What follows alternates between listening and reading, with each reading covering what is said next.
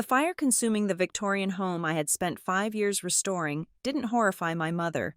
It illuminated her smile, creating the perfect photo op for Dad's campaign. As I stood barefoot in the freezing Boston snow, my father whispered that my loss was merely excellent speech material. They forgot I held the keys to their darkest secrets. When I finally walked away, they realized the real fire was actually smoldering beneath their billion-dollar empire. My name is Gwendolyn Fairhaven, and until 3 o'clock on a freezing Tuesday morning in January, I believed that hard work could insulate you from anything. I believed that if I poured enough sweat and money into the 2-story Victorian on the outskirts of Boston, if I sanded every inch of the original oak banisters and restored the stained glass with my own hands, I could build a fortress that the chaos of my family could not breach. I was wrong. The smell hit me first. It was not the cozy scent of a crackling hearth, but the acrid, chemical stench of melting plastic and ancient, burning varnish. I sat up in bed, my heart hammering a frantic rhythm against my ribs. By the time my feet touched the cold hardwood, the smoke was already curling under the bedroom door like the fingers of a ghost. I did not have time to think. I only had time to react. I grabbed the doorknob, but the metal seared my palm, forcing a scream from my throat that was instantly swallowed by the roar of the inferno on the other side. The hallway was gone. The staircase I had spent 6 months refinishing was now a chimney funneling hell straight up to me. I scrambled toward the window. The glass shattered before I even reached it, blown out by the pressure of the superheated air. I did not look back. I climbed onto the snowy roof of the porch, the freezing wind biting into my skin through my thin silk pajamas, and jumped. I landed hard in a snowbank, the impact jarring my teeth. But adrenaline masked the pain. I scrambled backward, gasping for air that did not taste like ash, and looked up. It was beautiful in the most sickening way possible. The fire was eating my life. It devoured the study where my server rack sat, the digital vault containing terabytes of data, the leverage, the secrets, the insurance policies of the Vance empire. It consumed the master bedroom, where the silver locket containing my grandmother's picture, the only person who had ever loved me without condition, sat on the nightstand. I stood shivering in the snow, barefoot, and covered in soot, watching 5 years of my life turn into sparks that danced up toward the black sky. I waited for the wail of sirens. I had called 911 the second I hit the ground. The fire station was only 8 minutes away, but the sirens did not come. Instead, I saw headlights. A convoy of black SUVs tore down the quiet suburban street. They did not slow down. They did not hesitate. They pulled onto my lawn, crushing the dormant hydrangeas I had planted last autumn. My family had arrived. They were dressed in black tie. They had come straight from the dazzling fundraising gala at the Metro Hotel, an event I had organized down to the floral arrangements, but had not been invited to attend. My father, Senator Sterling Vance, stepped out of the lead vehicle. He looked impeccable. His tuxedo was sharp, his silver hair perfectly coiffed, his face set in a mask of grave concern. But he did not run to me. He did not check if I was burned or bleeding. He turned to his personal assistant, a young man holding a professional-grade video camera. "The lighting is dramatic," Sterling said, his voice projecting that practiced, sonorous baritone he used on the Senate floor. "Frame me with the flames in the background. I want the fire to look like a metaphor for the trials our country faces. Make sure you get the collapsing roof." "Dad," I whispered, my voice raspy from smoke inhalation. He held up a hand to silence me without even looking in my direction. "Action," he murmured to the camera. Then, the mask slipped fully into place. He looked at the burning skeleton of my home with a sorrow so profound, so perfectly manufactured, that a stranger would have wept. "Tragedy," he said to the lens, his voice thick with emotion. "Tonight, tragedy strikes the heart of the Vance family, but we are resilient. We will rebuild, for the community, for the future." I felt a hand on my shoulder. It was sharp and digging into my flesh. I turned to see my mother, Cordelia. She was wrapped in a white fox fur coat that cost more than the down payment on the house burning in front of us. Her makeup was flawless. Her lips painted a severe crimson. "Stand up straight, Gwendolyn," she hissed, her voice low enough that the microphone wouldn't pick it up. "And for heaven's sake, move to the left. Your soot-stained pajamas are ruining the composition of the shot. You look like a chimney sweep." "My house is gone, Mother," I said, my teeth chattering uncontrollably. "Everything I own is in there." She rolled her eyes, adjusting the diamond collar around her neck. "Don't be dramatic. It's just things. The visuals here are priceless. Do you know how much sympathy this will generate for the polling numbers next week? Just try not to look so messy." A laugh barked out from behind her. Harrison, my older brother and the nominal CEO of Vance Enterprises, leaned against the hood of the limousine, scrolling through his phone. He looked bored. "Relax, Gwen," Harrison called out. "I'm sure you overinsured the place. You always over-prepare. Consider this an opportunity. You can finally build something modern. That Victorian junk was depressing anyway. Maybe go for concrete and glass next time. Hey guys, quiet down. I'm alive."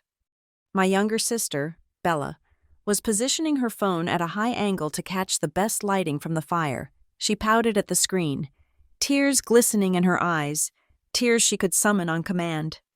"My sister just lost everything. You guys," she sobbed into the camera, checking her viewer count. "It's literally the worst night of our lives. But we are holding it together. Please send prayers. And don't forget to donate to the link in my bio for disaster relief. Vance Strong Survivor." I stood there, surrounded by them, yet completely alone.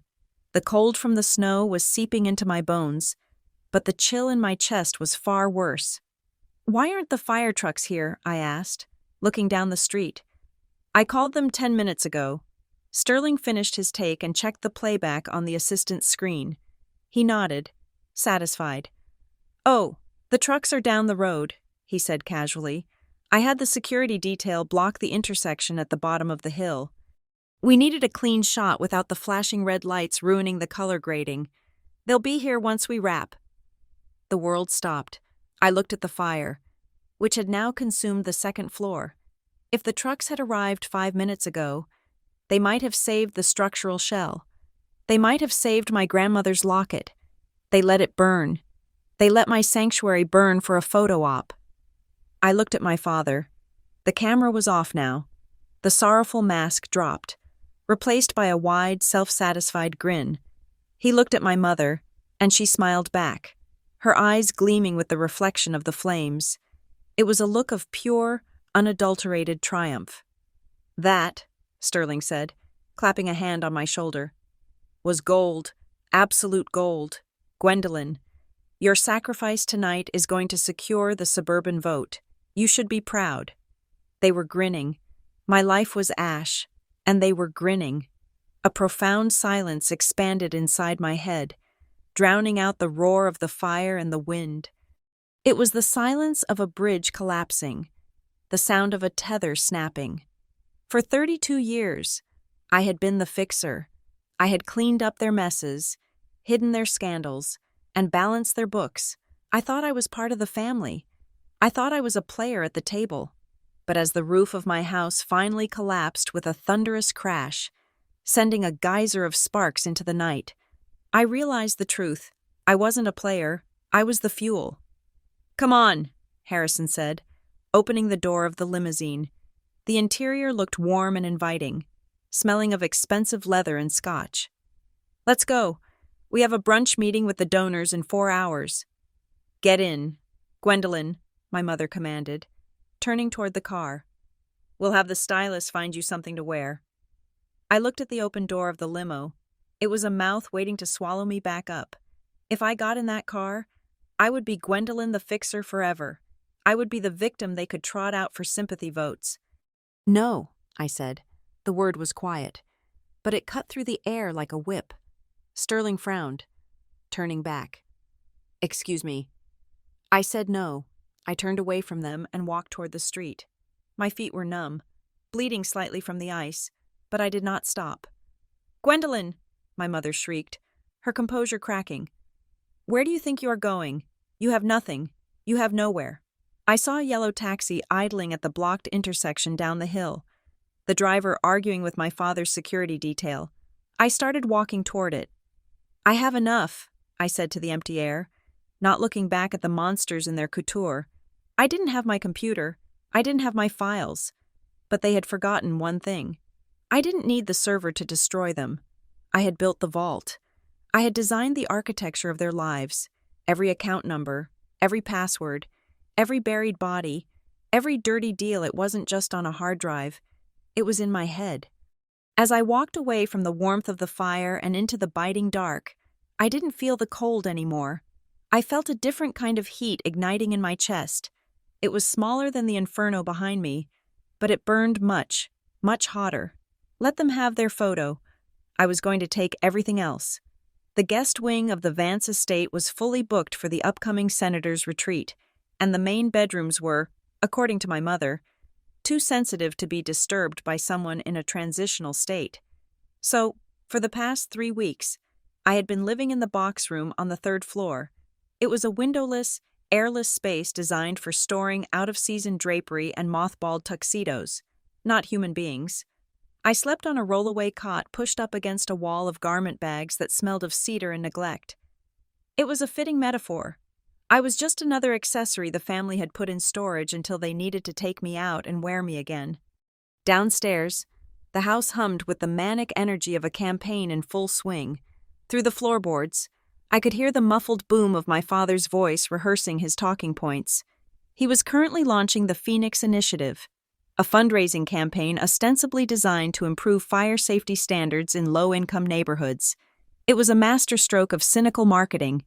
He used the B-roll footage of my burning home, the very house he had let burn for a photo opportunity, as the backdrop for his commercials. I watched one of these spots on my phone, sitting cross-legged on my cot. Sterling looked deeply pained as he stood in front of the charred ruins of my life. He spoke about community, about loss, about the fragility of the American dream. The donations were pouring in, $200,000 in the first 48 hours alone. I knew exactly where that money was going. It was flowing into a 501c4 social welfare organization called Civic Forward, which was legally allowed to hide its donors and spend money on political advocacy. I knew this because I was the one who had set up the Shell Corporation 3 years ago to hide the kickbacks from a real estate development deal. The irony was acidic enough to burn a hole through my stomach. My personal tragedy was financing the very machine that had discarded me. My phone buzzed. It was a notification from the front gate security, a delivery. 10 minutes later, the housekeeper, a woman who looked at me with a mixture of pity and fear, dropped a massive basket of fruit and gourmet chocolates at my door. It was from the partners at Apex Meridian. The card read, "Gwendolyn, we are devastated by your loss. Take all the time you need. We are here for you, the team." I stared at the cellophane-wrapped pears. My colleagues, people who I only saw under the fluorescent lights of a boardroom, had sent food. They had sent condolences. Meanwhile, my mother had not asked me a single time if I had eaten. My brother had not asked if I had clothes to wear. I was wearing a pair of old sweatpants I found in a donation bag in the garage, and one of Harrison's discarded hoodies. To them, I wasn't a victim of a fire. It was an inconvenience that had disrupted their schedule. I pushed the basket aside and opened my laptop. It was a new machine, purchased with cash I had withdrawn from a dormant account the day after the fire. I wasn't accessing the family servers directly. That would trigger an alert. Instead, I logged into a remote desktop protocol I had established years ago, a backdoor I called the Vault. I was not just the daughter, I was the fixer. For a decade, I had been the invisible glue holding the Vance dynasty together. I scrolled through the encrypted folders, my eyes scanning the file names. Folder Sterling Speech Revisions 2023. I remembered that night. My father had written a draft blaming immigrants for the rise in local crime. It was political suicide. I had stayed up for 36 hours straight, rewriting the entire platform to focus on economic revitalization. turning a xenophobic rant into a message of hope that won him the primary. He took the credit. I took a nap in my car. Folder Harrison NDA settlements. I clicked it open. There were 7 files. 7 women. I remembered the face of the third one vividly. She was 19. A waitress at a club Harrison frequented. He had gotten rough. She had threatened to go to the police. I was the one who went to her apartment. I was the one who sat on her couch, drinking bad coffee, explaining that a lawsuit would destroy her life while a check for $50,000 would pay for her college. I felt like a monster then. I told myself I was protecting the family. Now, looking at the PDF of the signed agreement, I realized I had just been enabling a predator. Folder Bella Legal MIS. Shoplifting charges in Paris. A hit and run involving a parked car in the Hamptons. Possession of controlled substances in Aspen. I had made the calls. I had called in favors from judges, donated to police balls, and hired the best PR firms to bury the stories. I closed the laptop, a cold shiver running down my spine that had nothing to do with the drafty room. I had spent my adult life building a dam to hold back the sewage of their morality. I thought that by containing it, I was saving them. But all I had done was let the toxic sludge build up until it was deep enough to drown us all. My stomach growled, interrupting my self-loathing. It was 7 in the evening. Dinner would be served in the main dining room. I walked down the grand staircase, the ghost of my former self descending into the belly of the beast. The dining room was warm, lit by the soft glow of the crystal chandelier. Sterling, Cordelia, and Harrison were already seated, eating a roasted duck that smelled of rosemary and orange. They did not look up when I entered. I pulled out a chair at the far end of the table, the spot usually reserved for guests who were not important enough to sit near the host. "The polls are up 3 points in the suburbs," Sterling said, slicing into his duck. "The fire narrative is resonating. People love a comeback story." "It is messy, though," Cordelia sighed, picking at her salad. "The press is still camped out by the gate. I can't even go to the spa without being photographed." Harrison laughed, his mouth full. "Just wear big sunglasses. Mom, play the grieving matriarch. It works." I reached for the water pitcher. My hand trembled slightly. "Gwendolyn," my mother said sharply. I froze. It was the first time she had addressed me directly in 2 days. "Yes, Mother." She turned in her chair, looking at me with an expression of mild annoyance, as if I were a stain on the tablecloth. "That white fur coat I wore the night of the incident," she said, waving a manicured hand vaguely in the air. "It smells atrocious. It reeks of smoke and ash. I need you to take it to the specialist cleaner in the city tomorrow morning. Make sure they know it is delicate. I don't trust the house staff with it." The room went silent. The only sound was the scraping of silverware and china. I looked at her. She wasn't asking how I was coping with the nightmares of the fire. She wasn't offering to help me replace the wardrobe I had lost. She was complaining that the smoke from my burning home, the smoke that had nearly killed me, had inconvenienced her wardrobe. "You want me to clean the coat you wore while watching my house burn down?" I asked, my voice steady, though my heart was pounding against my ribs. Cordelia frowned, as if I was speaking a foreign language.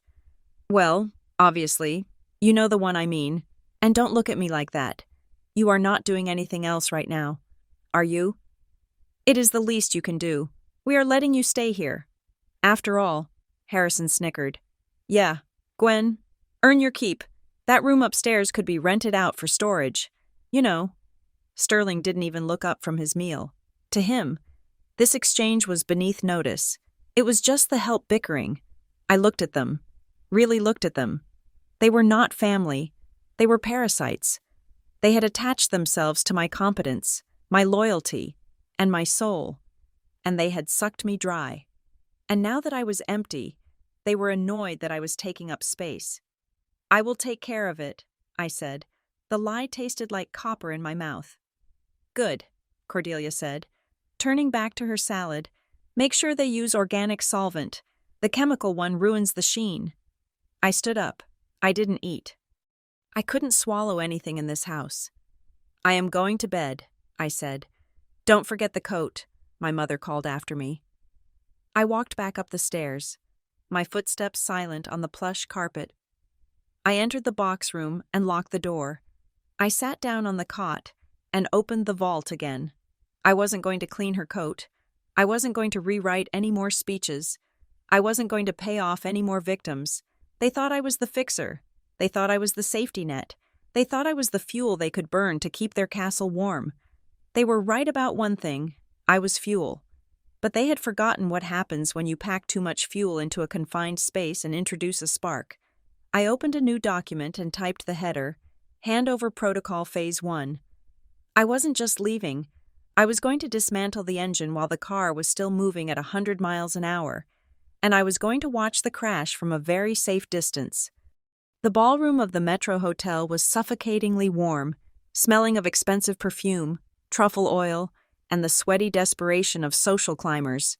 It had been 6 months since the fire, and tonight was the culmination of my family's exploitation of that tragedy. They called it the Phoenix Reborn Gala. The theme was, predictably, fire and rebirth. The tablecloths were burnt orange, the centerpieces were abstract sculptures of rising birds, and the lighting was a dramatic, flickering amber that gave everyone a flushed, slightly feverish complexion. I had planned the entire event. For the last 8 weeks, I had slept an average of 4 hours a night, juggling caterers who wanted to overcharge, florists who missed deadlines, and a venue manager who hated my mother. I had done all of this while working my full-time job at Apex Meridian. When I asked my father about my consulting fee, a standard 15% of the total budget that any other event planner would charge, he looked at me with genuine confusion. "It is a family contribution. Gwendolyn," he had said, adjusting his cufflinks, "consider the rent for the storage room." So here I was, standing in the shadows of the tech booth, wearing a headset and a black dress that I had bought off the rack at a department store because I still hadn't rebuilt my wardrobe. I was the invisible hand ensuring the champagne flowed and the microphones didn't screech. At 8 o'clock, the lights dimmed, a spotlight hit the center stage, and my father walked out to thunderous applause. He looked majestic. He spoke for 10 minutes about resilience, about the American spirit, and about how the Vance family had turned a personal apocalypse into a beacon of hope for the community. "And I want to bring out the inspiration for tonight," Sterling boomed, sweeping his arm toward the wings. "My daughter, the strongest woman I know, a woman who looked the fire in the eye and didn't blink. Come out here. Gwendolyn." I froze. This wasn't in the run of show. I wasn't supposed to go on stage. "Go," the stage manager whispered, shoving me gently. I walked into the blinding light. My father wrapped an arm around my shoulder, squeezing tight enough to bruise. "Gwendolyn is a top executive at—" He paused, a flicker of hesitation crossing his face. He didn't know. He actually didn't know where I worked. "At Apex Solutions," he improvised confidently. "She is a warrior of the corporate world and a warrior of life." My company was Apex Meridian. I had been there for 7 years. I was a senior partner. He couldn't even get the name right on the night he was using my trauma to sell tickets. I smiled. It was the tight, practiced smile of a flight attendant during severe turbulence. I waved to the crowd, and then he dismissed me with a subtle nod. I was a prop. I had served my purpose. I retreated to the floor, weaving through the tables, trying to get back to the safety of the control booth. But Cordelia intercepted me near the VIP bar. She was holding court with the wives of 3 major real estate developers. "Here she is," my mother cooed, grabbing my wrist. Her grip was like a bird's talon. "Our little survivor." She turned to the women, her voice dropping to a conspiratorial whisper that was meant to be heard by everyone within a 10-foot radius. "Honestly, the poor dear is the most unlucky creature. First the divorce, which we don't talk about, and then the fire. But we have been her rock. I told Sterling, we simply cannot let her fail. We have to prop her up until she can stand on her own 2 feet again." The women looked at me with pity masked as admiration. "You are so brave," one of them said, looking at my off-the-rack dress with subtle disdain. And so lucky to have such supportive parents. Yes, I said, my voice flat. Incredibly lucky. I pulled my hand away and moved toward the exit, needing air. But before I could reach the doors, a hand grabbed my elbow and pulled me into a service alcove near the kitchen. It was Harrison. He smelled of scotch and panic. I need a signature, he said, shoving a document against the wall. It was a quarterly financial report for Vance Global. Harrison, this is a party, I said, pushing the paper away. I am not reviewing financials right now. You don't need to review it. Just sign it as the independent auditor. The board meets on Monday, and I forgot to send it to the actual audit firm. If I don't have a signature, the stock takes a hit. I looked at the numbers. They were clearly massaged. The losses from the failed merger he had botched 2 months ago were buried under miscellaneous operational costs. This is fraud. Harrison, I said quietly. It is a projection, he hissed, his face flushing red.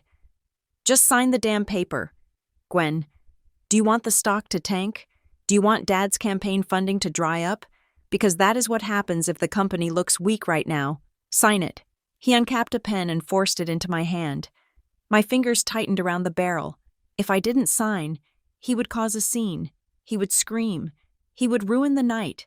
And somehow, it would be my fault. I signed. I signed my name knowing it was the last time I would ever cover for him. I handed the paper back. Thanks, sis, he said, his panic instantly replaced by arrogance. Try to smile more out there. You look like a funeral director. I walked out of the alcove, shaking. I needed a drink. I needed to leave. As I passed the dessert table, I felt a splash of cold liquid hit my chest. I gasped as red wine soaked into the fabric of my dress, spreading like a fresh wound. Oh my God! Bella shrieked, her hand over her mouth. She was holding an empty glass, swaying slightly in her stilettos. Her eyes were bright with malicious amusement. I am so clumsy, she giggled. She reached out and patted the stain with a cocktail napkin, smearing it further. But honestly, Gwen, it's not a huge loss. That dress is, well, it's very distinct. Besides, you are used to looking messy these days, right? It's kind of your brand now. People nearby chuckled. The unlucky daughter, the mess, the charity case. It is fine, Bella, I said. I didn't yell. I didn't cry. I felt a strange, icy calm settle over me. Enjoy the party. I turned and walked toward the restrooms to dry off. The hallway leading to the VIP lounge was quiet. As I passed the heavy oak door of the library, which was reserved for the family's private meetings, I heard my father's voice. I stopped. I knew I should keep walking, but old habits die hard. I stepped closer to the door, which was cracked open just an inch. Talk to the estate planner tomorrow, my father was saying. Is it really necessary to remove her entirely? That was the family lawyer. Mr. Henderson. He sounded uncomfortable. Gwendolyn has been very instrumental in the family affairs. She is a liability. Arthur, my mother's voice cut in. It was sharp and devoid of any warmth. Look at her. She is 32, single, and now homeless. She has no image value. Harrison is the heir. Bella is the face. Gwendolyn is just overhead. We will keep a small trust for her, Sterling said dismissively. Enough to keep her from starving. But we need to restructure the primary assets. If something happens to us, I don't want the empire split 3 ways. It needs to go to the children who actually enhance the Vance brand. Gwen is a worker bee, not a queen. Overhead. Worker bee. No image value. I stood there in the hallway, the red wine drying sticky and cold against my skin. The final tether snapped. It wasn't a loud noise. It was the quiet click of a lock disengaging. I didn't burst into the room. I didn't confront them. I didn't give them the satisfaction of my anger or my tears. I walked to the main entrance of the hotel. The valet asked for my ticket. No ticket, I said. I'm taking a taxi. I got into a yellow cab and gave the driver the address. Not the Vance estate, not my temporary apartment. Apex Meridian Headquarters, Financial District. The office was dark and silent when I arrived. I swiped my badge, the badge that my father didn't even know the correct company name for, and took the elevator to the 42nd floor. I walked into my corner office, overlooking the city skyline. It was the only place in the world that was truly mine. I sat down at my desk, the leather chair cool and firm. I turned on my computer. The blue light of the screen was the only illumination in the room. I didn't check my email. I didn't check the news. I opened a new document. I typed the title in bold, capital letters: Transfer of Responsibility and Severance of Ties. Then, I began to type. I wasn't just resigning from a role. I was resigning from a lifetime of servitude. I was about to return the overhead to the management, and God help them when they had to pay the bill. I did not storm out of the family dynasty. I did not scream or throw vases or burn bridges with the hot, chaotic anger they expected from a scorned daughter. That would have been messy. And if there is one thing I detest, it is a mess. Instead, I treated my departure like a hostile corporate restructuring. I spent exactly 1 month preparing the demolition. I sat in my office at Apex Meridian, turning the glass walls into a war room covered in sticky notes and flowcharts. I needed to map the infection before I could cut it out. The sheer volume of their dependency was staggering. I cataloged what I called the parasitic ecosystem. It consisted of 45 separate bank accounts across 6 different institutions, 12 blind trusts that I managed for tax efficiency, and a labyrinthine calendar of social obligations. There was my mother's medication schedule, a precise cocktail of hormone replacements and mood stabilizers that required pickups from 3 different specialist pharmacies. There was the rotation of my father's 7 different ghostwriters for his campaign speeches, none of whom knew the others existed. There were the reminder alerts for Harrison's alimony payments to 2 different ex-wives, and the court dates for Bella's various traffic violations. I did not delete this information. That would be sabotage, and I am a professional. Instead, I created handover packages. I spent night after night compiling binders, thick, heavy, black binders. I documented everything. However, I stripped away the user-friendly interface I had provided for them for years. I removed the simple summaries. I removed the color-coded sticky notes that said, "Sign here," or "Pay this on Tuesday." In their place, I put raw data for the household accounts. I provided the full banking ledgers with transaction codes, but no explanations, for the trust funds. I included the original legal deeds written in dense, archaic legalese, referencing specific tax codes that required a forensic accountant to decipher. I gave them exactly what they needed to run their lives, provided they had a degree in tax law and 20 years of administrative experience. It was malicious compliance in its purest form. Next came the digital extraction. This was the most satisfying part. For a decade, the Vance family had lived on my digital infrastructure. They used my passwords. They used my credit cards for convenience on their apps. I started with the small things. I logged into the family Uber account, the one Harrison used to ferry his dates around the city at 3 a.m, and removed my Platinum American Express card. I changed the password to a random string of 24 characters. I did the same for the Netflix account my mother used to binge-watch period dramas. I severed the iCloud family sharing plan that backed up Bella's thousands of selfies to my private server. Then came the big move. I liquidated my personal investment portfolio, which I had kept commingled with the family fund for leverage, and transferred every cent to a new, secure account at a Swiss bank. I needed a fortress. I found it in a 40-story glass needle in the center of the financial district. I purchased the penthouse unit under a shell company I named Nemesis Holdings. It was a concrete and glass sanctuary, completely devoid of warmth, history, or memories. It was perfect. I hired a private security firm to sweep the place for bugs and set up a biometric entry system. If Vance wanted to see me, they would need a warrant or a battering ram. On the final Sunday, I moved my things. It did not take long. I had lost everything in the fire, so I had nothing to pack but my laptop and the few suits I had bought in the interim. I walked out of the service entrance of the Vance estate at midnight. leaving the key to the storage room on the small, dusty table. I drove to my new apartment, poured a glass of water, and sat down at my pristine, empty desk. It was time. At 3 o'clock on Monday morning, I opened my laptop. I drafted a single email. I addressed it to Sterling, Cordelia, Harrison, and Bella, with a carbon copy to the family attorney and the board of directors of Vance Enterprises. Subject notice of termination of administrative and personal services.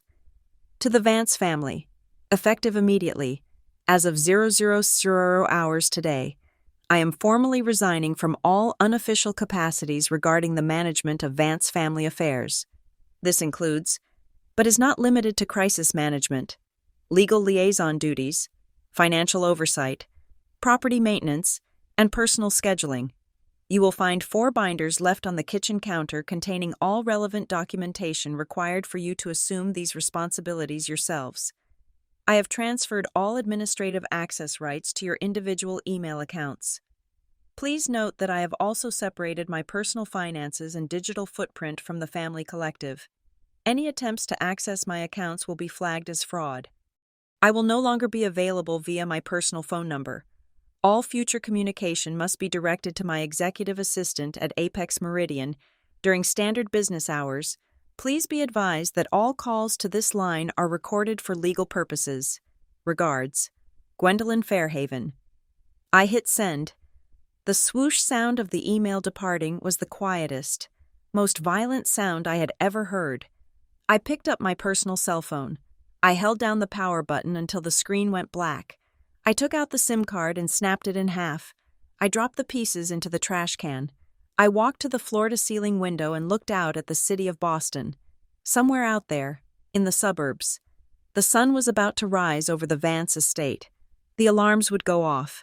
My mother would reach for her phone to demand her morning coffee order. My father would look for his briefing notes. Harrison would try to call a car, and nothing would work. I stood there, watching the lights of the city blink out one by one, waiting for the chaos to begin. For the first time in 32 years, the silence in my head was absolute. It took exactly 9 days for the first domino to fall. I had estimated it would take 14, but I had underestimated just how aggressively incompetent my brother truly was when left unsupervised. Harrison Vance was a man who viewed a contract not as a legally binding agreement, but as an autograph session. For a decade, his workflow had been simple. I would place a document on his desk, covered in red ink my red lines. I would highlight the dangerous clauses, strike out the liabilities, and clip a sticky note to the signature page that said, "Safe to sign," or "Do not touch." He never read the contracts. He only looked for my handwriting, but there was no red ink anymore. On Tuesday morning, Harrison sat in the mahogany-paneled boardroom of Vance Enterprises, across from a group of venture capitalists who looked like sharks in Italian suits. They were pitching a merger with a logistics firm called North Star Shipping. On the surface, it looked like a brilliant expansion. Under the hood, which I would have found in 5 minutes of due diligence, North Star was a shell company carrying $40 million in toxic debt and 3 pending environmental lawsuits. Harrison, desperate to prove to our father that he could close a deal without his secretary sister, didn't read the appendix on page 52. He didn't check the liability transfer clause. He just saw the projected revenue chart, smiled his winning, empty smile, and signed his name. By doing so, he legally absorbed their $40 million of debt into the Vance Family Holding Company. I found out about it the way everyone else did, through the financial news ticker on the Bloomberg terminal I had installed in my new penthouse. I was sipping my morning coffee, watching the sunrise over the harbor, when the headline scrolled across the screen, "Vance Enterprises acquires North Star Shipping in surprise high-risk move." My office hotline rang almost immediately. It was the only line I had left active. I pressed the speaker button but didn't say a word. "Gwen, you have to fix this."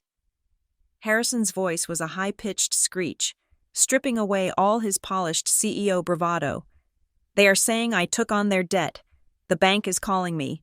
They are talking about a liquidity breach. Why didn't you flag the debt clause?" I took a slow sip of my coffee. The silence on the line stretched out. heavy and cold. "Gwen, are you there? Get down here. Bring the legal team. I need you to void the contract." "This is an automated response," I said, my voice perfectly devoid of emotion. "For legal inquiries, please contact the Vance Enterprises General Counsel. For operational emergencies, please refer to the handover binder. Section 4. Subsection B. I no longer have authorization to access company documents." "Don't give me that corporate crap," he screamed. "Get your ass down here or I swear to God." I hung up. I didn't block the number. I wanted to see the call log fill up. It was data, after all. But the financial disaster was just the appetizer. The main course was a ghost from the past that I had kept buried for 3 years. With the stock price wobbling from the merger news, the media spotlight on Harrison intensified. Reporters were digging, and when you dig in a graveyard, eventually you hit a coffin. 3 years ago, Harrison had an indiscretion with a junior marketing intern. I had intercepted the story before it went to print. I had drafted a watertight non-disclosure agreement, arranged a quiet payout of $75,000 from a discretionary fund, and ensured the girl moved to a different state with a glowing recommendation letter. I wrote myself. The NDA had a renewal clause, a check-in date where the terms had to be reaffirmed, and a secondary installment paid. That date was yesterday. I wasn't there to send the check. I wasn't there to remind Harrison to sign the renewal. The intern, realizing the check hadn't arrived and seeing Harrison's face all over the news regarding the merger, decided the contract was void. She didn't go to the police. She went to the Daily Chronicle. By 2 p.m, the story was live. Vance heir accused of coercion. The silenced intern speaks. Normally, this would be the moment I would step in. I would have a script ready. I would have Harrison issue a somber, vague statement about misunderstandings, while I leaked a counter-story to distract the press. But Harrison was alone, and Harrison, in his infinite arrogance, decided he could charm his way out of it. He accepted an invitation to appear on a live business news segment to discuss the merger, thinking he could spin the narrative. I turned on the 65-inch television in my living room and sat back on my white leather sofa. Harrison looked sweaty under the studio lights. The anchor, a woman with eyes like flint, didn't ask about the shipping merger. She went straight for the jugular. "Mr. Vance?" she said, holding up a tablet. "Regarding the allegations surfaced today by your former employee, did you, or did you not, pressure her into a relationship in exchange for a promotion?" Harrison laughed. It was a nervous, jagged sound.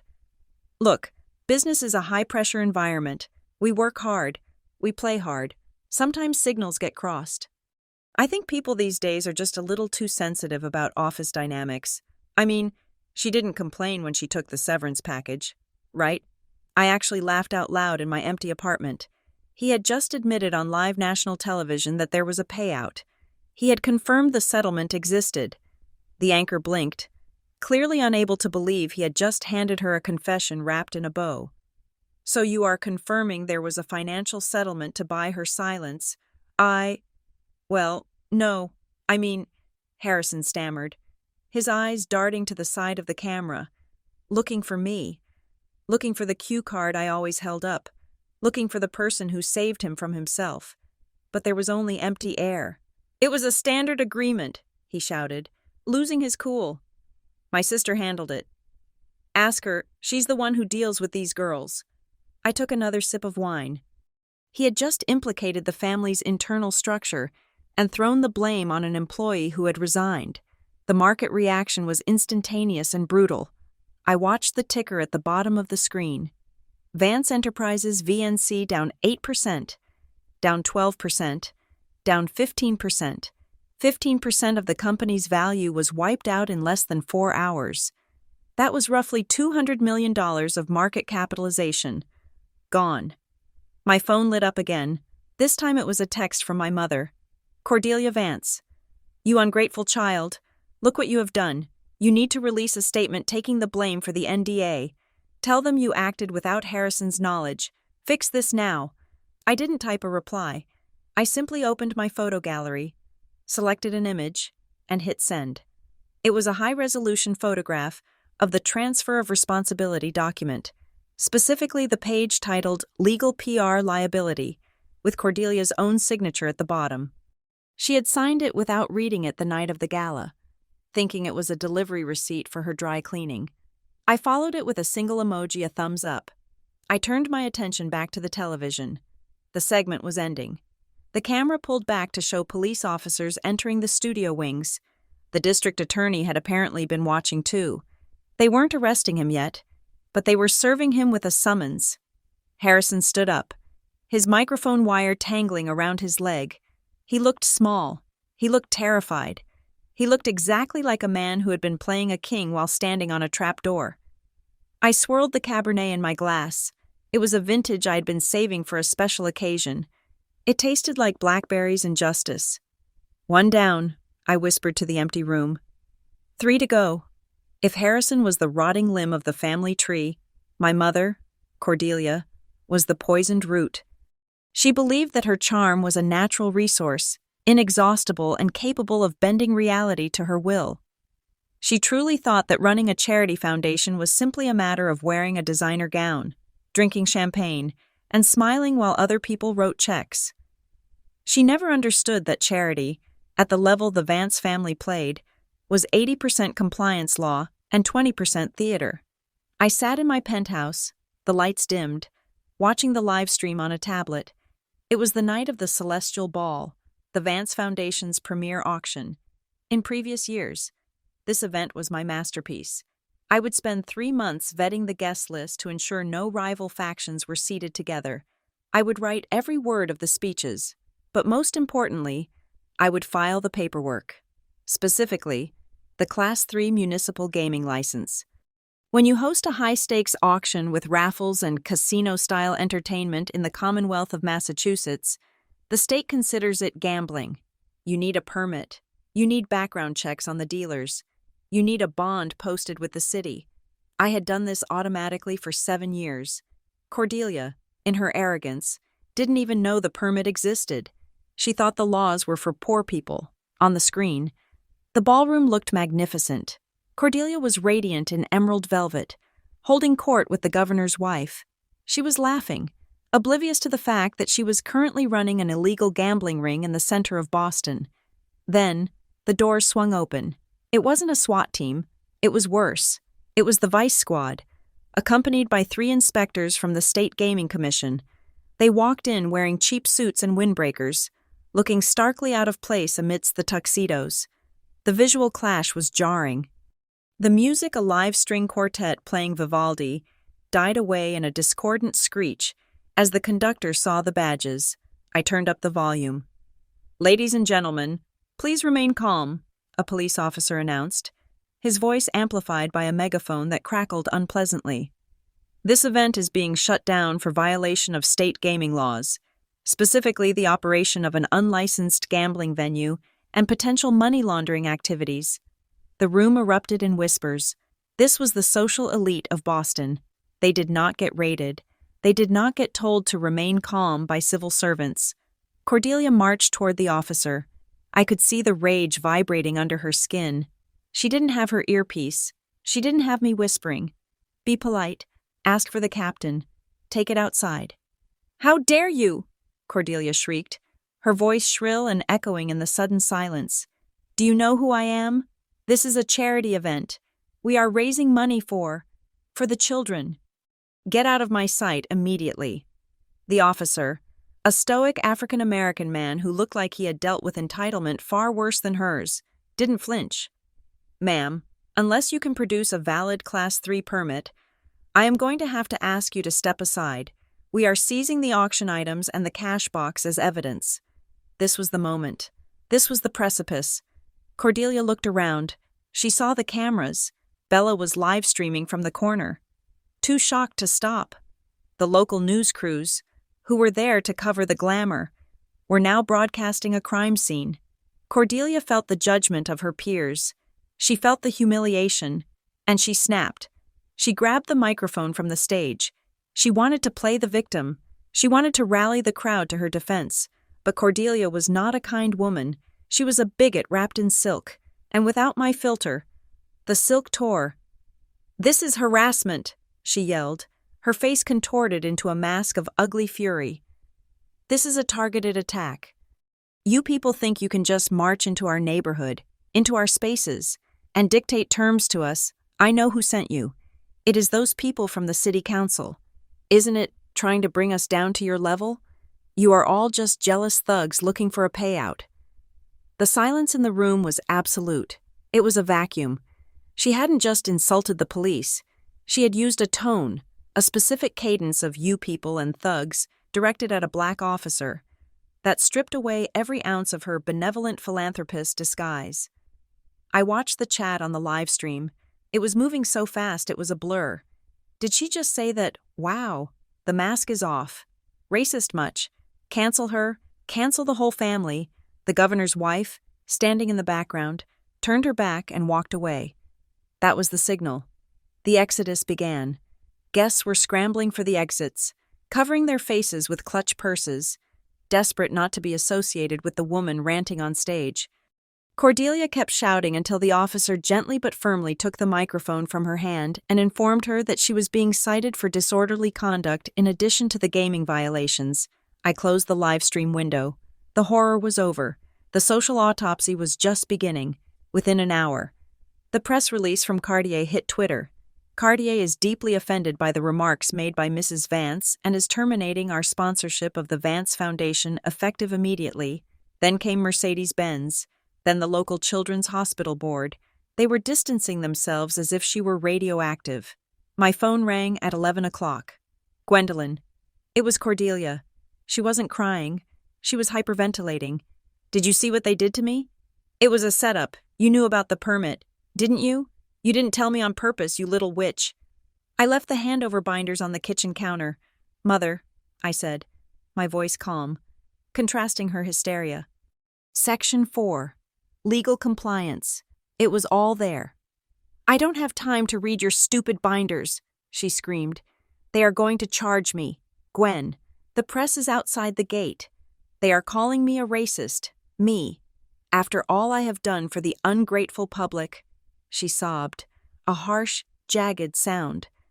"You have to fix this. You have to call the station. You know the commissioner. Tell him it was a misunderstanding. Write me an apology speech, now." "I cannot do that," I said. "What do you mean?" "You can't. I am your mother. I gave you life. You owe me this. If you don't come here right now, I will tell everyone that you sabotaged the event. I will sue you for negligence." The threat was empty, and she knew it. "I am no longer your employee, Cordelia," I said. "However, as a former associate, I can offer a referral." I pasted a link into a text message and hit send. "I just sent you a list of the top 3 crisis management firms in Boston. They specialize in reputation salvage for high-profile clients. They are very expensive, but they are the best."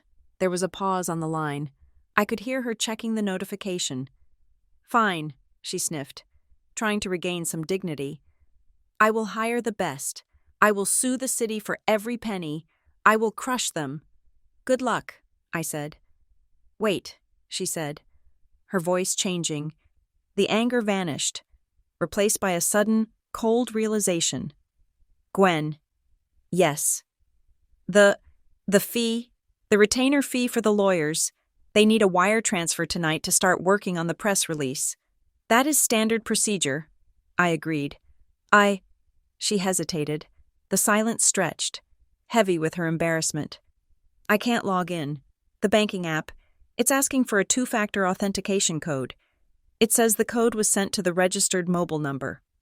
"Yes," I said pleasantly. "That would be my old work phone, the one I destroyed." "Well, change it," she demanded.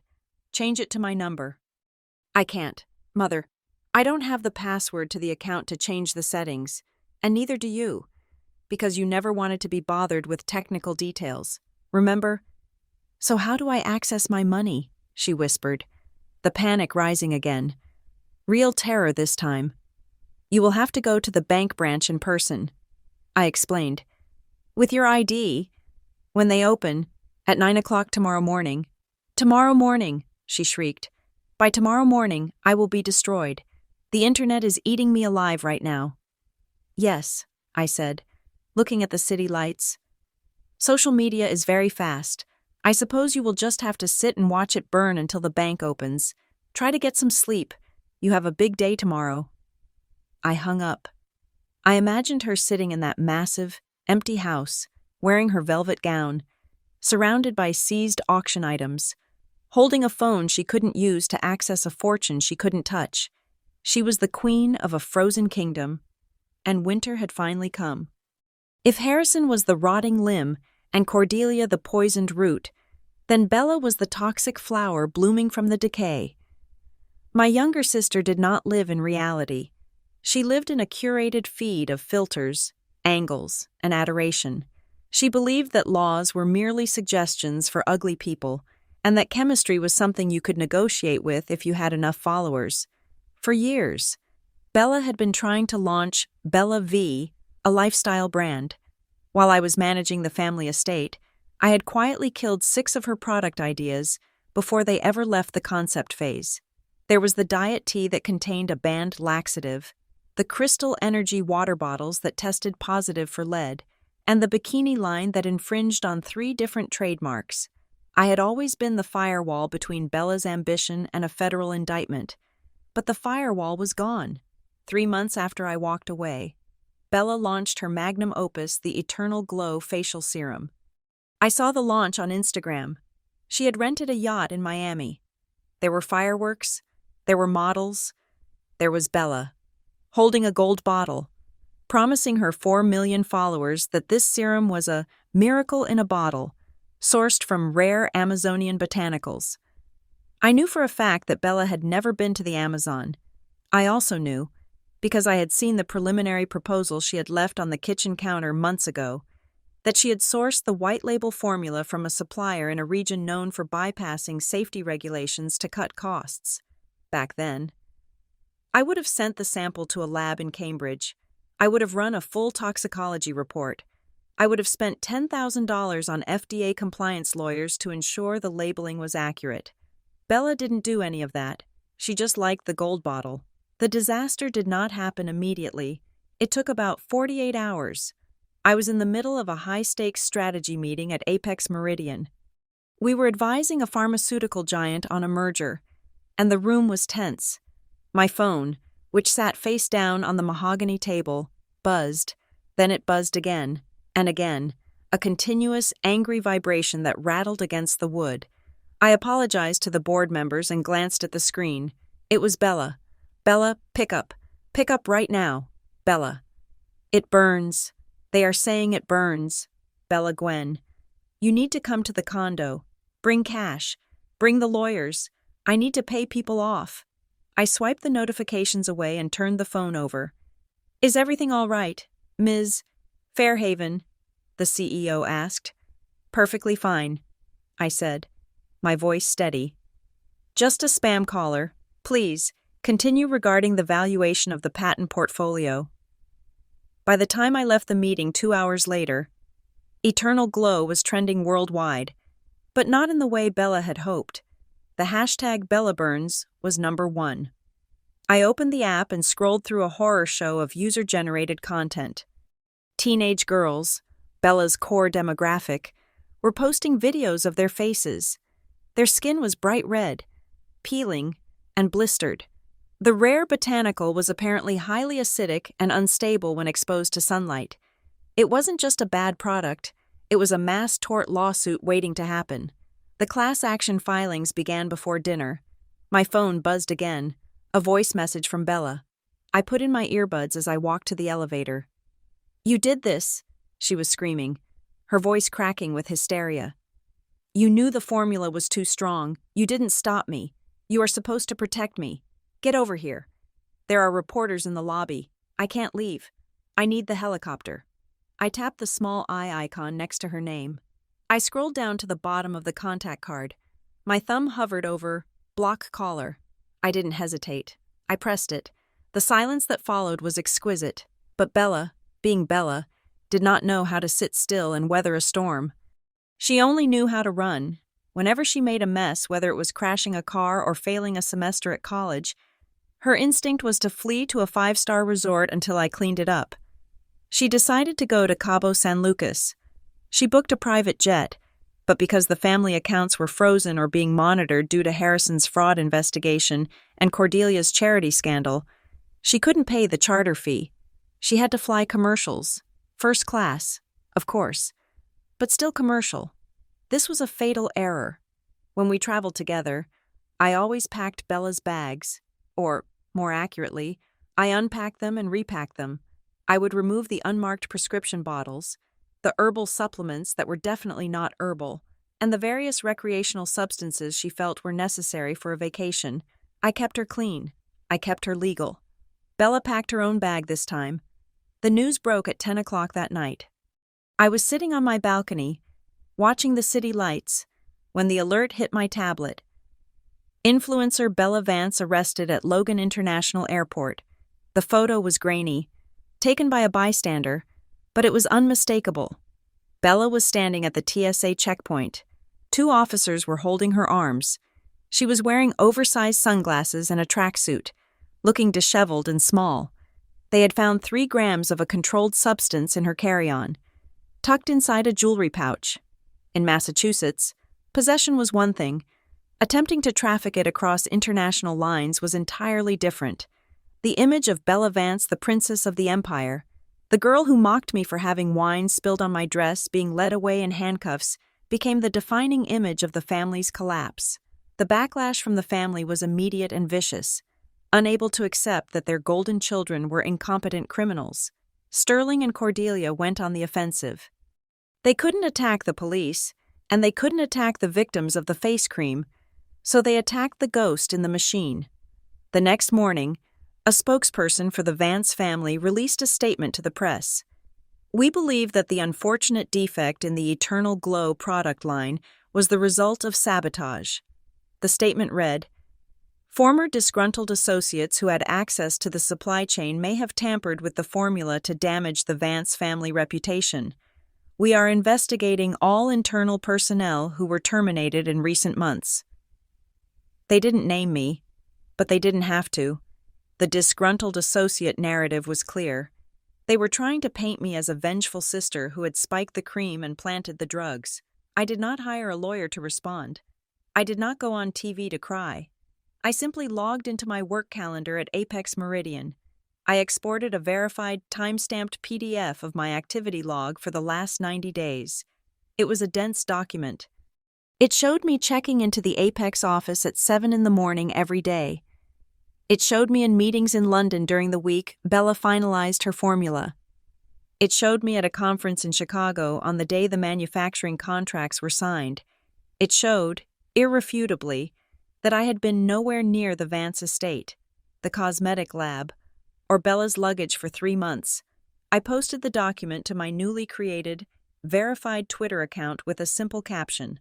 Regarding the allegations of interference, I have not had contact, verbal or physical, with any member of the Vance family or their business entities for 90 days. I was not there to check the formula. I was not there to pack the bags. That is the point. Their failure is independent. It is organic, and it is entirely their own. I pinned the tweet to the top of my profile. The public reaction shifted instantly. The internet sleuths cross-referenced my dates. They saw the truth. The narrative of the saboteur sister crumbled before it could even take flight. I looked at the photo of Bella in handcuffs one last time before closing the browser. I remembered the night of the fire, how she had live-streamed my burning house with a caption about resilience. I wondered if she was live-streaming from the holding cell. I wondered if she had a hashtag for this. Vance Strong was dead. The only thing strong about the family now was the evidence against them. Senator Sterling Vance was the final pillar. He was the sun around which the rest of the dysfunctional planets in my family orbited. He believed himself to be untouchable, a man woven into the very fabric of American legislation. He had survived 3 terms in the Senate, 5 scandals, and a heart attack. He thought he could survive the loss of his secretary daughter, but November was approaching, and in American politics, October is the month where ghosts come out to play. Every election cycle for the past 12 years, I had performed a very specific, very delicate ritual known as the Ethics Committee filing. This was the moment where candidates had to disclose their financial records to the government. It was a minefield. My father treated his campaign funds like a personal piggy bank, blurring the lines between voter outreach and luxury vacations. My job has been to sanitize these records. I would spend weeks reclassifying expenses. A dinner at a 3-star Michelin restaurant in Paris became international policy research. A weekend at a spa for my mother became Constituent Health and Wellness Summit. It was legal gymnastics, walking the razor's edge of what was permissible under federal law. This year, I was not there to do gymnastics. I had left the raw financial data in the black binder labeled Campaign Finance, Do Not Upload Without Review. It was clearly marked, but Sterling Vance did not read warnings. He was a man who only read headlines.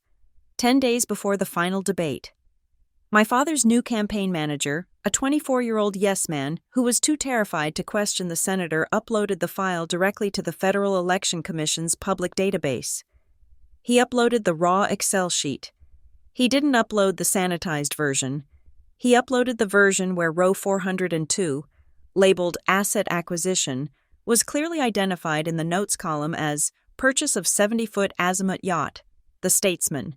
He uploaded the version where a transfer of $300,000 was tagged as Harrison Gambling Debt Settlement, Las Vegas.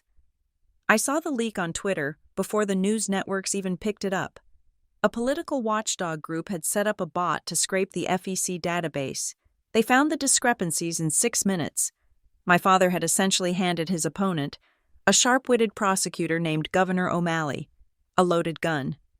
The fallout was immediate, but the real execution happened 48 hours later on live television. I sat in my apartment, the city lights reflecting off the glass, and turned on the debate. It was being held at the University Auditorium, the stage draped in red, white, and blue. My father stood at the podium on the left. He looked tired.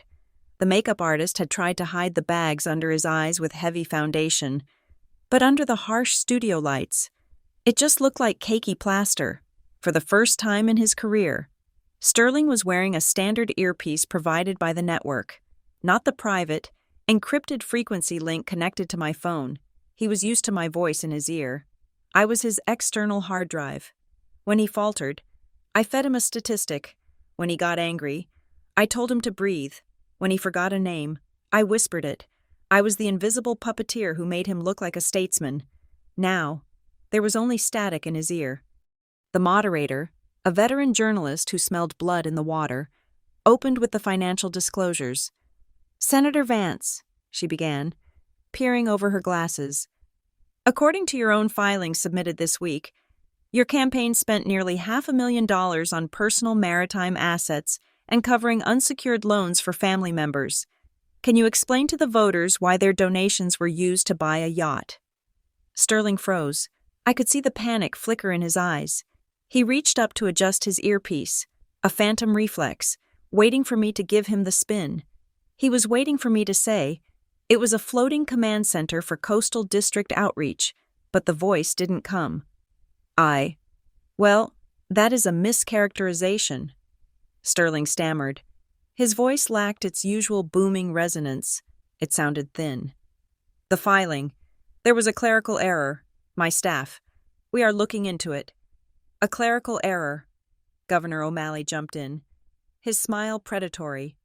"Senator, you signed the document. Are you saying you don't read what you sign? Or are you saying you don't know the difference between a campaign bus and a luxury boat docked in the Mediterranean?" The audience laughed. It was a dry, cruel sound. Sterling's face turned a mottled shade of crimson. He shuffled the papers on his podium, his hands shaking visibly. He was looking for the answer key. He was looking for the crisis response cheat sheet I always prepared. It wasn't there. "This is a witch hunt," Sterling shouted, leaning into the microphone. The audio peaked, causing a screech of feedback. "I have served this country for 30 years. I am a patriot, and I will not stand here and be lectured by a junior politician about accounting." "I am not lecturing you, Senator," O'Malley said calmly. "I am reading your own spreadsheet. It says here you paid $300,000 to the Bellagio Casino. Did the taxpayers have a good time at the roulette table? Senator. Sterling cracked. The pressure, the humiliation, the absence of his safety net, it was too much. The veneer of the dignified statesman shattered, revealing the petty narcissist tyrant underneath. "It wasn't me," Sterling bellowed, pointing a shaking finger at the camera. "It was my daughter, Gwendolyn. She handles the books. She is the one who messed this up. She abandoned her family. She left us in the lurch to sabotage me." The room went dead silent. He had just blamed his daughter. He had just thrown his own child under the bus on national television to save his own skin. "She is a traitor," he continued, rambling now, spit flying from his lips. "She planned this. She wanted to embarrass me because she couldn't handle the pressure of the job. It is her fault." The moderator looked shocked. O'Malley looked like he had just won the lottery. "Senator," the moderator said, her voice icy, "are you admitting that you allowed an unelected family member to manage federal campaign funds without your oversight? And are you seriously blaming your daughter for your signature on the document?" Sterling blinked. The adrenaline faded, replaced by the crushing realization of what he had just said.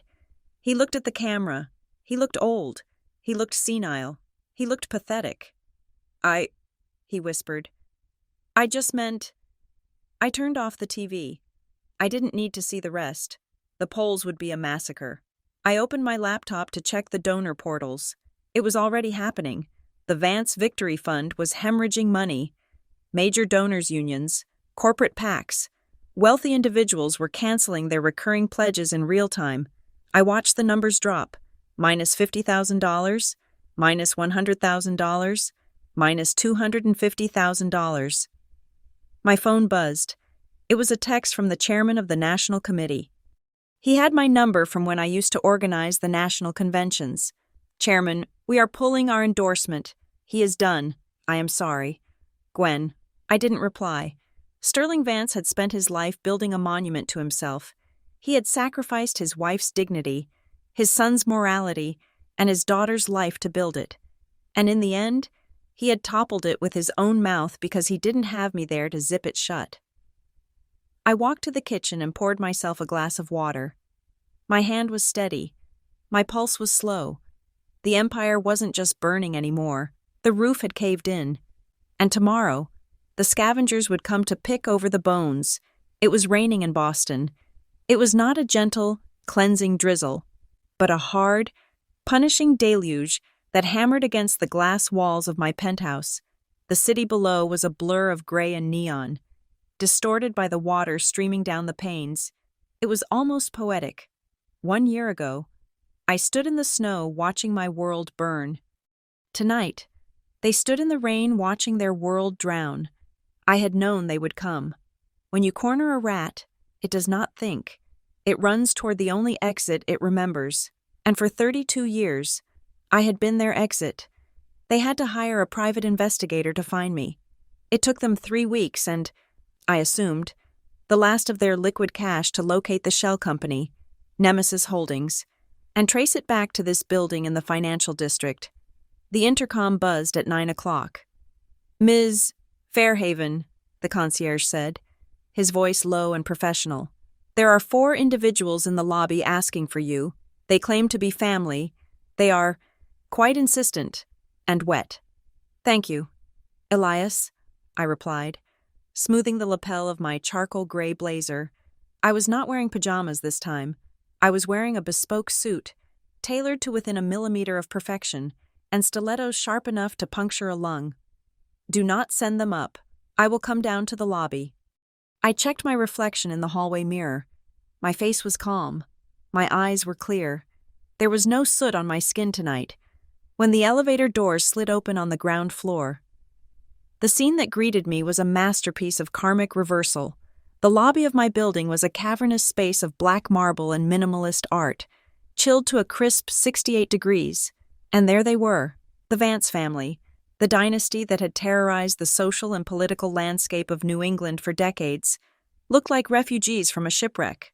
Sterling Vance was no longer the booming senator. He was slumped on a leather bench, his expensive trench coat sodden and dripping onto the pristine floor. His face was gray, the skin sagging around his jaw, his eyes darting nervously at the security guards.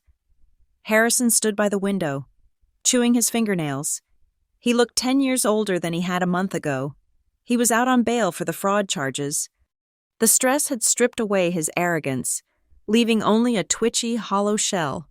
Bella, released pending trial for the drug trafficking charge, was unrecognizable. No makeup, no ring light.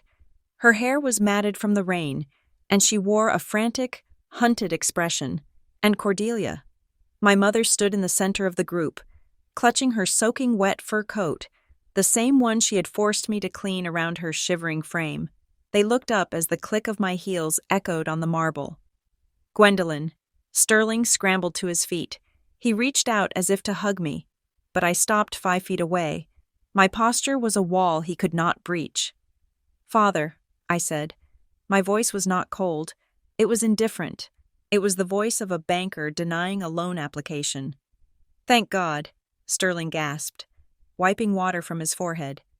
We have been looking everywhere. Why did you hide? Why did you change your numbers? Do you have any idea what has happened to us? I watch the news, Senator, I said. I am aware that you are currently polling in the single digits and facing 3 separate federal investigations. It is a nightmare.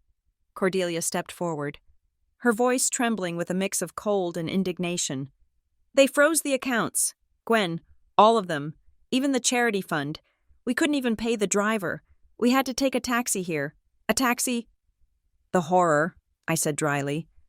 You have to stop this, Harrison pleaded, his voice cracking. You have the files, right? The real files. You can prove it was a mistake. You can fix the merger debt.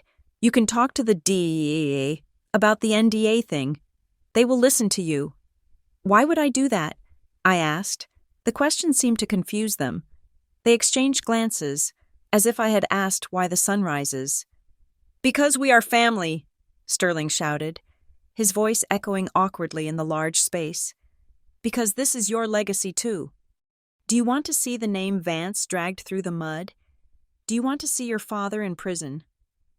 I don't mind, I said. The silence that followed was heavy, broken only by the sound of rain lashing against the revolving doors. Cordelia let out a sharp, frustrated huff. She walked closer to me, her eyes narrowing. She decided to play the only card she thought she had left: maternal guilt. Look, Gwendolyn, she said, lowering her voice to a harsh whisper. I know you are upset about the house. Okay, I get it. I am sorry I laughed. There, I said it. I am sorry I smiled while your little house burned down. It was insensitive. Are you happy now? Is your ego satisfied? She looked at me expectantly, as if she had just handed me a diamond. Now, she continued, waving a hand toward the elevators. Let's go upstairs. Get dry, and you can get on your computer and start fixing this mess. We need a press release by morning. I looked at her. I looked at the woman who had birthed me, who had viewed me as nothing more than a utility, an appliance to be used until it broke. Her apology was not remorse. It was a transaction. She was trading a hollow sentence for my servitude. You are not going upstairs, I said. Excuse me. Cordelia bristled. You are not invited into my home, I stated clearly. However, since you are here, I do have something for you. I signaled to Elias, who was standing discreetly behind the desk. He handed me a thick blue folder. I held it out to Sterling. What is this? He asked, taking it with trembling hands. Is it the defense strategy? No, I said. It is a buyout proposal. Harrison frowned, looking over our father's shoulder. Buyout? Buyout of what? Of everything. I explained, clasping my hands in front of me. I am representing a consortium of private investors, operating under the entity Nemesis Holdings. We are aware that the banks are calling in your loans on Monday. You have no liquidity. You are facing bankruptcy and asset seizure. I took a step closer. My clients are offering to purchase the remaining assets of the Vance estate, the house, the holiday villas, the majority shareholding in Vance Enterprises. the intellectual property rights to the family name. You want to buy us out? Sterling looked at the document, his eyes widening as he saw the numbers. This is an insult. This is pennies on the dollar. This is 10% of the market value. It is 10% of the value before you destroyed it, I corrected him. Today, it is a generous offer. It is enough to pay off the immediate creditors, settle the civil lawsuits, and keep you out of debtor's prison. It will leave you with a small, modest stipend, enough to rent a 2-bedroom apartment, perhaps in the suburbs. You can't be serious, Bella whispered, staring at me with horror. You want to take everything. There is a condition, I added, ignoring her. Clause 14, Section B. To execute this deal, every member of the Vance family must resign from all board positions immediately, and you must issue a joint press conference, reading a statement written by me, in which you admit to your negligence and publicly apologize to Gwendolyn Fairhaven for years of exploitation. Cordelia's face turned a violent shade of red. The veins in her neck stood out. You monster, she hissed. You ungrateful, cold-blooded little snake. We raised you, we gave you everything, and you try to blackmail us. You are trying to steal our empire. It is not stealing if I am buying it from the scrap heap, I said calmly. I will never sign this. Sterling threw the folder onto the floor. I am a United States Senator. I will not bow down to my own daughter. Then you will go to prison, I said, my voice dropping an octave, becoming hard as steel. The FBI is coming for you, Sterling. The SEC is coming for Harrison. The DEA is coming for Bella. And the IRS is coming for you, Mother. I pointed to the folder on the wet floor. That document is the only life raft in the middle of the ocean. You can drown with your pride, or you can swim to my shore and beg. How can you be so cruel? Harrison cried out, tears mixing with the rain on his face. How can you stand there and do this to us? Where is your heart? I looked at them. I remembered the heat of the fire on my face. I remembered the sound of the camera shutter clicking while my grandmother's locket melted. I remembered the cold snow freezing my bare feet while they sat in a heated limousine. I smiled. It was not a nice smile. It was the smile they had taught me. You are asking me where I learned to be so cold, I asked softly. I learned from the best teachers in the world. I learned from you. On the night my house burned down while you grinned for the cameras. I turned my back on them. You have 24 hours to sign, I said over my shoulder. If the papers are not on my desk by 9 o'clock tomorrow night, the offer is rescinded. Elias, please escort these people out. They are dripping on the floor. I walked toward the elevator. The sound of my mother screaming Gwendolyn, fading as the heavy steel doors slid shut, sealing me back in my fortress, high above the rain. The deadline came and went in silence. The blue folder containing my offer to save them remained untouched on the floor of my lobby, eventually collected by the janitor and shredded like common trash. My family had made their choice. They would not bend the knee to the daughter they viewed as a servant. Instead, they decided to burn the whole world down in a desperate attempt to take me with them. At 8 o'clock the following morning, Sterling Vance called a press conference. He did not hold it at the estate, which was currently swarming with creditors, but on the steps of the federal courthouse, it was a bold, suicidal piece of theater. He stood behind a podium adorned with the American flag, flanked by Harrison, Cordelia, and a very heavily medicated Bella. I watched from the back seat of a black government sedan parked across the street. Sterling looked into the bank of microphones, his eyes wild and feverish. He had convinced himself of his own lie. That was his superpower, after all. "My fellow Americans," Sterling bellowed, his voice cracking with feigned emotion. "I stand before you today, a broken man, not broken by politics, but by betrayal. The financial irregularities you have heard about, the missing funds, the charity scandal, these were not the acts of the Vance family. We are victims of a sophisticated embezzlement scheme orchestrated by a trusted insider." He paused for dramatic effect. He pointed a shaking finger directly at the camera lens. "My daughter, Gwendolyn Fairhaven, was the architect of our ruin," he shouted. "She manipulated our accounts. She forged our signatures. She stole millions from the mouths of orphans to fund her lavish lifestyle. When we discovered her treachery, she fled." "She is the criminal here," the reporters scribbled furiously. It was a juicy narrative. The fallen senator versus the evil daughter. "That is my cue," I said quietly. I opened the car door. I did not step out alone. Flanking me were 3 senior agents from the Federal Bureau of Investigation and 2 investigators from the Securities and Exchange Commission. We walked across the street in a phalanx of dark suits and grim determination. The murmur started at the back of the press pack.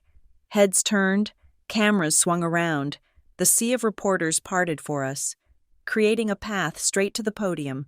Sterling saw me coming. He stopped mid-sentence. His mouth hung open. For the first time in his life, he had no script. I walked up the steps until I was standing 2 feet away from him.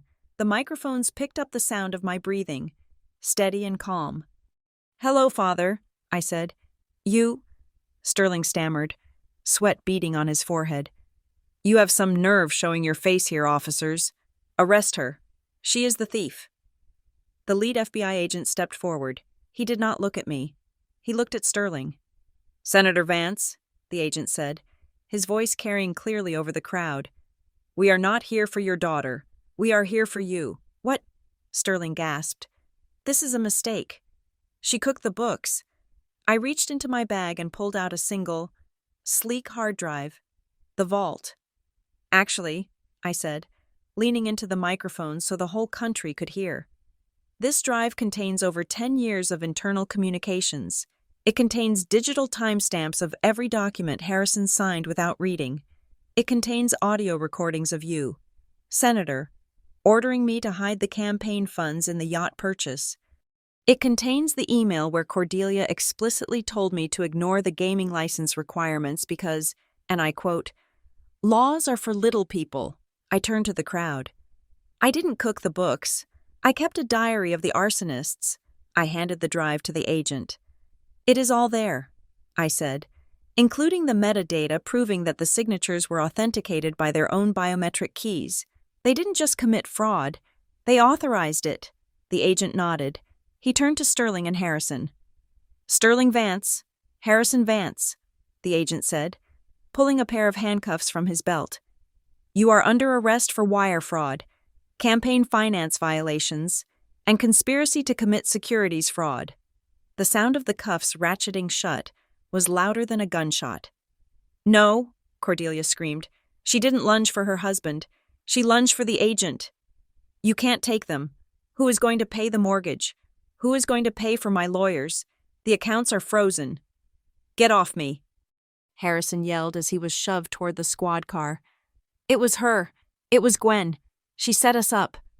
Bella was sobbing, shielding her face with her purse, not out of shame, but because she hadn't approved the lighting. "My career," she wailed. "I am going to lose my verification checkmark." The scene was absolute chaos. It was grotesque. It was pathetic. And it was being broadcast live to millions of homes. I stood on the steps, watching them being dragged away. I thought about the night of the fire. I remembered how poised they had looked, bathed in the warm glow of my burning home. They looked like gods then. Now, they looked like what they really were, scavengers fighting over a carcass that had already been picked clean. Sterling tried to look back at me as they pushed him into the car. His eyes were filled with hate so pure it was almost impressive. "You killed us," he screamed. "You killed the Vance Empire." The door slammed shut, cutting off his voice. The cameras turned back to me. Dozens of microphones were thrust into my face. "Ms. Fairhaven," a reporter shouted, "how do you feel? You just sent your entire family to prison. Do you feel guilty? Do you feel responsible for the collapse of the Vance dynasty?" I looked directly into the lens. I didn't blink. My face was not a mask of tragedy, nor was it a mask of triumph. It was simply the face of a woman who had finally put down a heavy load she had been carrying since she was a child. "I did not kill the Empire," I said, my voice ringing out clearly in the morning air. This dynasty was not destroyed because I walked away. It collapsed because it was rotten from the inside out. It was built on lies, on theft, and on the backs of people they considered disposable. I didn't destroy it. I just stopped holding up the ceiling. I turned and walked away. I did not look back at the courthouse. I did not look back at the cameras. I walked down the street, hailed a taxi, and got in. "Where to?" the driver asked. "The suburbs," I said. "I have a construction site to visit." An hour later, I stood on the plot of land where my Victorian home had once stood. The debris was gone. The ash had been cleared away months ago. The blackened scars on the earth had been healed by the spring rains, and now, lush green grass was pushing up through the soil. It smelled of wet earth and new life. It was no longer a graveyard of my memories. It was a blank canvas. I walked to the edge of the property where the old mailbox used to be. A contractor was there, hammering a sign into the ground. He looked up and tipped his hard hat. "Afternoon, Ms. Fairhaven," he said. "We are ready to break ground on Monday. The permits are all approved." "Thank you, Mike," I said. I looked at the sign. It was painted in clean, bright colors. Future site of the Fairhaven Community Housing Project, safe, affordable homes for families in crisis, founded by Gwendolyn Fairhaven. There was no mention of the name Vance. There was no marble, no gold leaf, no statues of politicians. It was just a promise of shelter for people who had nowhere else to go. It was the antithesis of everything my family stood for. I stood there for a long time, listening to the birds singing in the trees that had survived the fire. The wind blew through my hair, cool and fresh. I wasn't cold. For the first time in a year, the phantom smell of smoke was gone. I took a deep breath, filling my lungs with the sweet air of freedom, and then, standing alone in the grass, I smiled. It wasn't a smile for a camera. It wasn't a smile for a client. It wasn't a smile to hide pain. It was a smile just for me. Thank you so much for listening to this story. I would love to know where you are tuning in from. So please leave a comment down below and share your thoughts on Gwendolyn's journey. If you enjoyed this story, please make sure to subscribe to the Veronica Revenge Stories channel, like this video, and hit that hype button to help this story reach even more people. Your support means the world to us. Stay tuned for the next one.